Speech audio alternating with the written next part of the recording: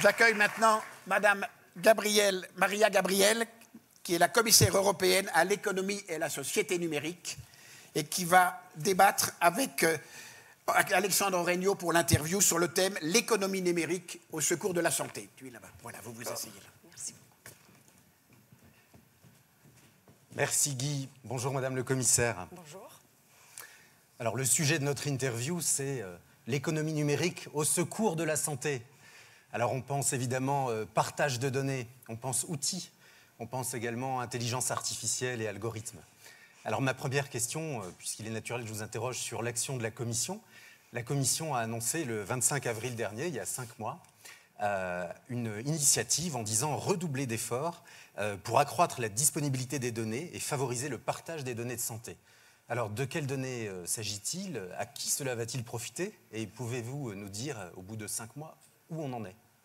Merci beaucoup. Tout d'abord, merci beaucoup pour l'invitation. Cela fait plaisir et également c'est un honneur d'être aujourd'hui parmi vous. En ce qui concerne la santé électronique, je dois vous avouer que lorsque je suis arrivée à la Commission le 10 juillet 2017, ma première réunion à 9h du matin était ensemble avec le commissaire de la santé.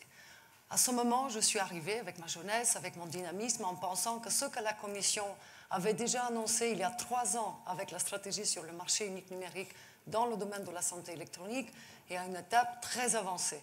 Or, cette réunion, je me suis rendu compte que nous venons de commencer, qu'on doit encore se mettre d'accord sur les prochaines étapes. Donc, je dois vous dire qu'au niveau européen, ce n'est pas seulement nécessaire et important, il est urgent d'accélérer la coopération.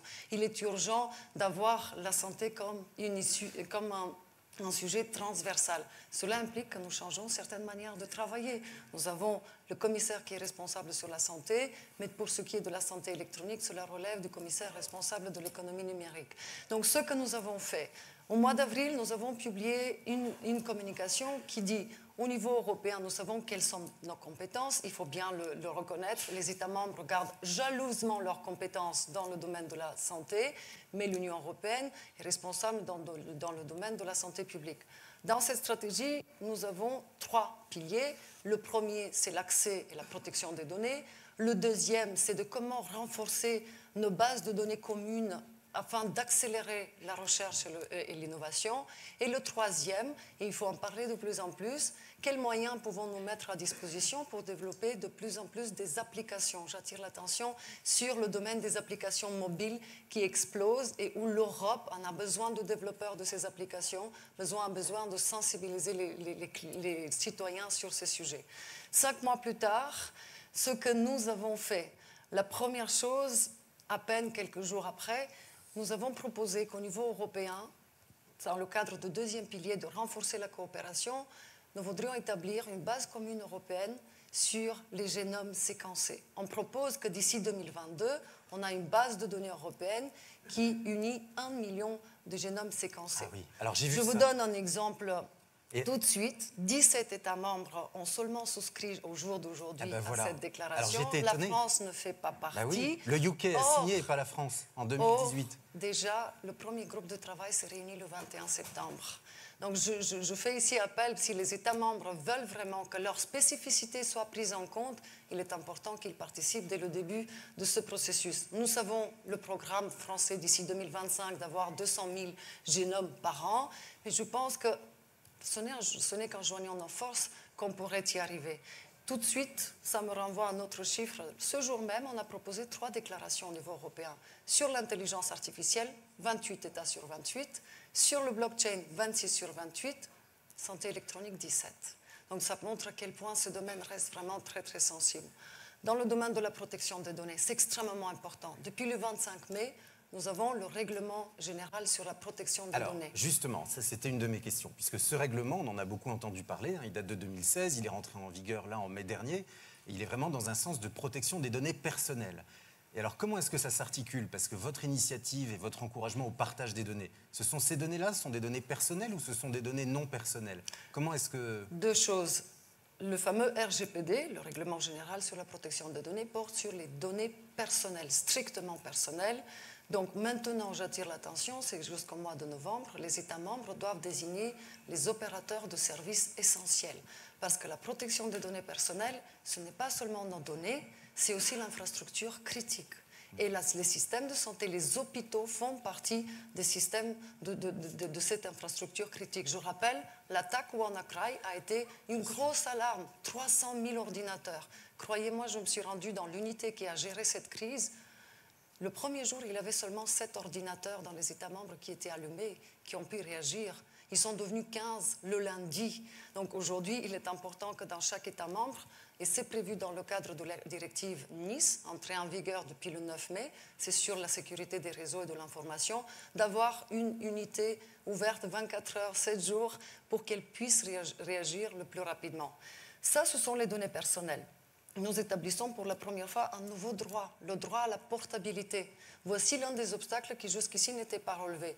On a beau vouloir avoir de l'interopérabilité entre les États membres, l'accès des patients au dossier, mais s'ils ne sont pas dans un format qui représente des spécificités qui soient lisibles par le patient, nous ne pourrons jamais avoir ni la confiance des professionnels, ni la confiance des citoyens. Or, nous le savons, moins de 9% des hôpitaux en Europe donnent accès aux patients à leur dossier, et plus que la moitié, plus de 50%, en accès très personnel. Ça, c'était une étude de 2014. J'insiste parce qu'en parallèle, nous avons un autre règlement, le fameux e-privacy, qui lui insiste sur la confidentialité de la communication.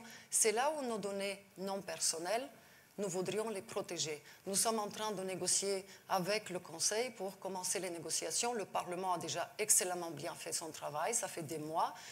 Nous avons ici des réticences très très claires parce que par le biais de toutes ces données qui ne sont pas personnelles, les Google, les Facebook, les GABAFA, ils peuvent avoir notre profil entier. Et qu'est-ce qui se passe si ces données sont transmises à l'assurance parce qu'elles voient que nous comportons des risques? Ils savent nous localiser exactement où est-ce que nous sommes. Regardez seulement, vous consultez une page Facebook, par hasard, une fois sur un médicament, les prochains jours, vous recevez plein de publicités qui sont liées à l'entreprise, à la pharmacie qui les propose. Donc, ils savent très bien. Donc, aujourd'hui, notre objectif est très clair, d'ici la fin de l'année, de finaliser cela. Mais ces deux questions sont englobées par une question auquel on n'y pense pas souvent, c'est la cybersécurité. Nous ne sommes pas prêts en Europe aujourd'hui d'offrir la cybersécurité nécessaire. Parce que même si on réussit ce travail, de travailler avec les directeurs des hôpitaux, avec les professionnels, d'avoir la portabilité des données, si on n'est pas capable de proposer des systèmes qui les sécurisent, nous n'y arriverons pas et nous sommes très vulnérables par rapport aux attaques.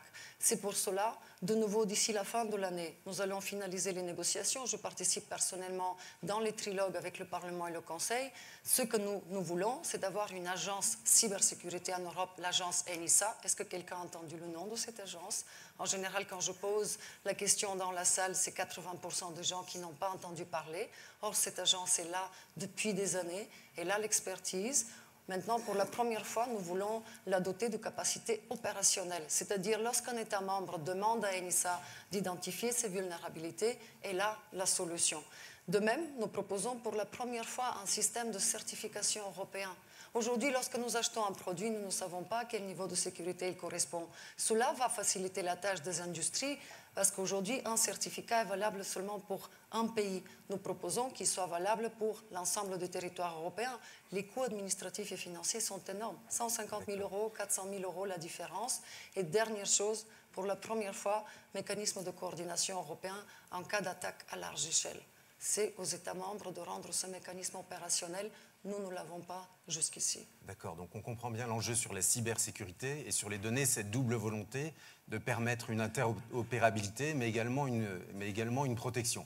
Et puis on a bien entendu sur le point spécifique du partage des banques de données génomiques et des génomes séquencés, donc un appel à la France qui ne fait pas partie des 14 pays qui jusqu'à présent, ou 17 maintenant, qui jusqu'à présent ont signé cette déclaration d'avril 2018. Donc c'est un appel qui est lancé à Madame Loiseau qui sera là cet après-midi, à Monsieur le Premier ministre qui sera là également en fin de journée. Je voudrais qu'on parle un tout petit peu des outils. Et ça me renvoie un peu à votre introduction sur l'articulation finalement entre ce qui est fait au niveau européen et ce qui est fait au niveau des États membres.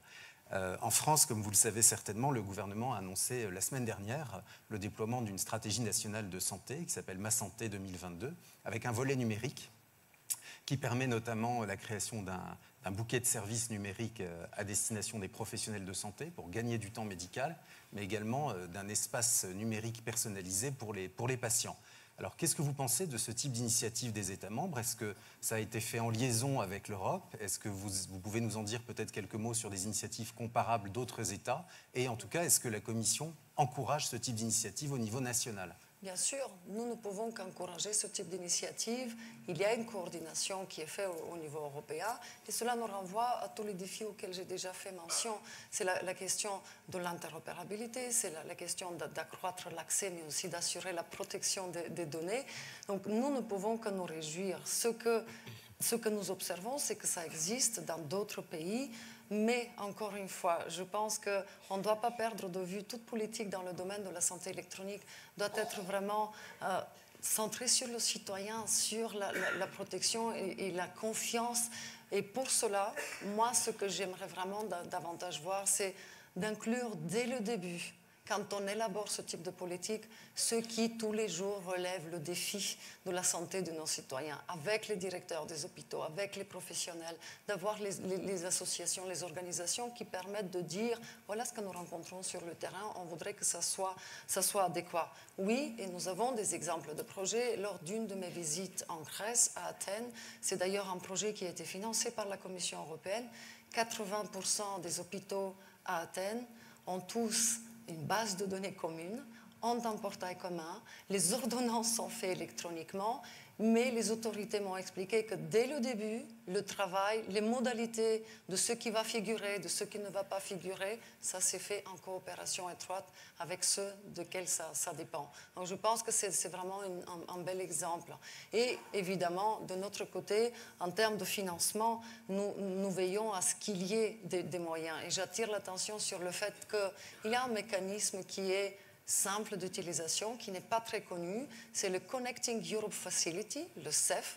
Beaucoup de gens pensent que c'est beaucoup trop lié à l'infrastructure physique, mais dans le cadre de Connecting Europe Facility, en ce moment même, jusqu'au 12 novembre, nous faisons des appels pour que dans le domaine de la santé électronique viennent chez nous des projets innovants. Nous avons de financement, donc je ne pourrais aussi qu'encourager que justement dans le cadre y compris de ce type de grande initiative comme la France, le portail, il y a des aspects qui peuvent être améliorés et en ce moment, ceux qui portent le projet peuvent en bénéficier d'un financement européen. Alors l'appel est lancé, l'appel est entendu. J'aimerais qu'on en vienne à l'intelligence artificielle et au déploiement à vitesse grand V de ces nouvelles technologies basées sur des algorithmes. Pour reprendre une actualité française également, on a eu il y a quelques jours un avis de notre comité consultatif national d'éthique dans le cadre de la révision qui est en cours de la loi française sur la loi bioéthique française.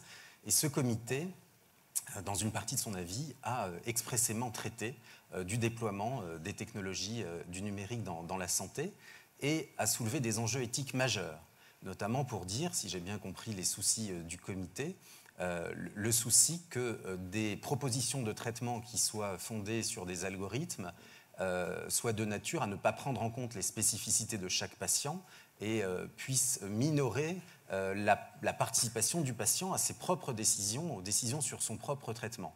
Et puis il y avait également un certain nombre de soucis qui semblent très légitimes sur les citoyens qui sont éloignés du numérique. Il y a à peu près 20% des citoyens qui sont éloignés du numérique et on peut penser précisément que ce sont beaucoup des personnes qui ont des besoins de santé accrus. Et pour autant, le comité d'éthique reste très prudent justement sur la régulation en disant qu'il ne faut pas rentrer dans une logique de régulation bloquante. Alors qu'en pensez-vous? Et au niveau de l'Europe, est-ce que l'Europe a l'intention de réguler les algorithmes et ou les logiciels qui sont le support des algorithmes, puisque les logiciels sont des dispositifs médicaux? On a ce fameux règlement sur les dispositifs médicaux qui rentre en vigueur en 2020 et qui ne dit à peu près pas un mot des logiciels. Que peut-on en penser? Deux choses d'abord. Sur l'intelligence artificielle. L'intelligence artificielle est une énorme opportunité. Mais l'intelligence artificielle, il faut le reconnaître, aujourd'hui fait peur à nos citoyens. Elle fait extrêmement peur. C'est pour cela, dans notre stratégie européenne, de nouveau publiée en avril, nous nous sommes centrés sur 3 choses. La première dimension, c'est le renforcement de nos capacités technologiques.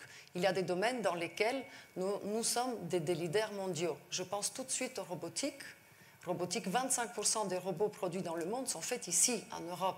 Et nous avons ici les moyens d'influencer certains exemples qui nous ont été donnés ici. Deuxième chose, les questions éthiques. C'est là où je pense que c'est la valeur ajoutée de l'approche européenne. Il faut le reconnaître et il faut oser le dire. Nous ne sommes pas les États-Unis, nous ne sommes pas la Chine. Mais ce qui nous différencie, c'est que nous avons des valeurs. C'est que notre approche sur l'intelligence artificielle, elle est centrée sur l'homme. L'homme aux commandes. Pour moi, c'est cela. Donc, je peux comprendre les arguments qu'on ne peut pas dévoiler l'entièreté des algorithmes. C'est des secrets commerciaux. On ne peut pas argumenter plus que ça. Mais maintenant, nous savons que c'est les résultats des algorithmes qui influencent les gens. Le Cambridge Analytica est là pour nous le montrer clairement. Et c'est là où nous savons que l'homme doit être au début et à la fin de ce processus. C'est-à-dire, l'intelligence artificielle doit être au service de l'homme.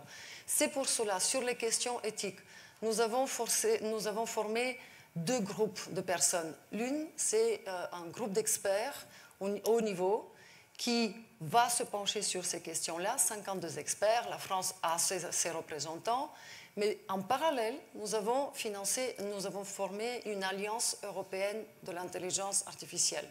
Elle revient à dire, notre intention, ce n'est pas de réguler pour réguler.